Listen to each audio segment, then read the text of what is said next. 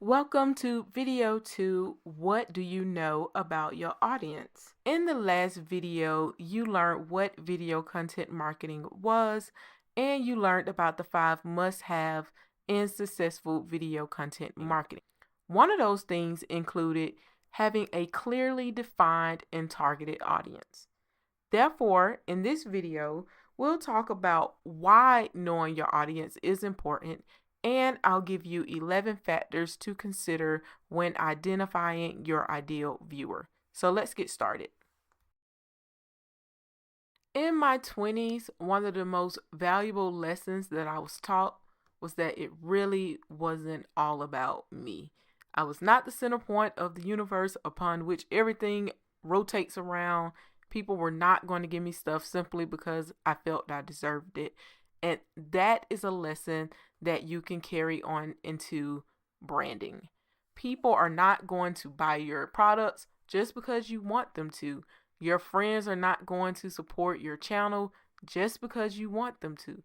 Your family are not going to buy your product just because you're family and you want them to. To successfully grow our brands and businesses, we have to move beyond that place of entitlement and to really get strategic about who we are marketing to and not come from a place of you're going to buy my product because you owe me because we're friends or because we're family. Because the world doesn't work that way. Every now and then I'll come across a post on Facebook that goes something like, if only you supported your friends' businesses like you supported Hershey's, or like you support Jordan, or like you support Bloomingdale's or Nordstrom's. You can pick a brand and you can plug it into that point. But if only my friend marketed their business in such a way as these companies. Now, I'm not going to be naive and say that a one-man show can have the same branding as a multi-million-dollar business. I'm not crazy. However, a one-man show or one-woman show does have the potential to narrow down who their audience is and to target that audience. And that's what we are going to get into in this video. Now, if you have already developed an ideal client profile or ideal customer avatar, sometimes people call it ICA, then you can go ahead and skip to the next video because you will probably know all of these things that we're going to go over. However, if you haven't, you're in luck because next we're going to talk about 11 factors to consider when developing your ICA and why you should consider them. The first factor you want to consider in identifying your ideal viewer or your ideal customer is their age. Age tells us so much. One, it tells us what language we should use. You wouldn't talk to a 5-year-old the same way you would talk to a 35-year-old. Or you would do your videos a little bit different if it's geared towards teenagers than you would if it's geared towards the parents of teenagers. Next, you want to think about the gender of the person you're marketing to. Women and men, we speak differently. It's just common knowledge. No matter how far we want to get away from it, I talk and communicate differently than what my husband does. For him, when he wants to socialize, he goes on Reddit. I have seen Reddit before and nothing about it brings me in. However, I can look at Pinterest all day, and when he sees me on Pinterest, he's like, what are you doing? So you have to kind of connect with the gender of that person. Now, I'm not saying women are not on Reddit and men are not on Pinterest because that's not the case. However, you'll find that your brand may speak to one gender more so than the other. Next, you'll want to consider the occupation of your ideal customer.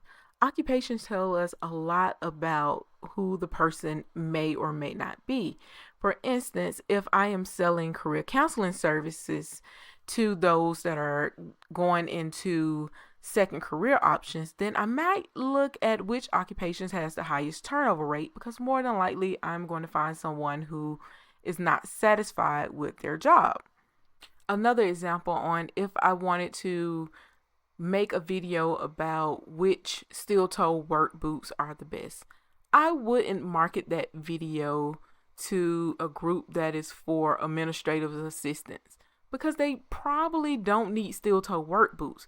However, I might want to find a group of local construction workers. Knowing the occupation of my ideal client also gives me a little bit of information about how much disposable income they may have. And that brings us right into considering income because we know those two things usually go together. If you have a high dollar product, like if you're marketing jet rentals, you're not going to go to a teacher because more than likely a teacher can't afford to rent a jet. They might not even be able to afford to rent a car. You're talking about a jet? Are you serious? So you have to think in terms of what I need. If I have a top dollar product, then I need someone who makes top dollar. However, if I am getting my product to those who need to save on the budget, then I may go to someone who may have a lower income, and that's part of their struggle. They're struggling to make ends meet. So I will market to them my generic brand of house cleaning products with the promise of it's just as good as the brand names, but you save.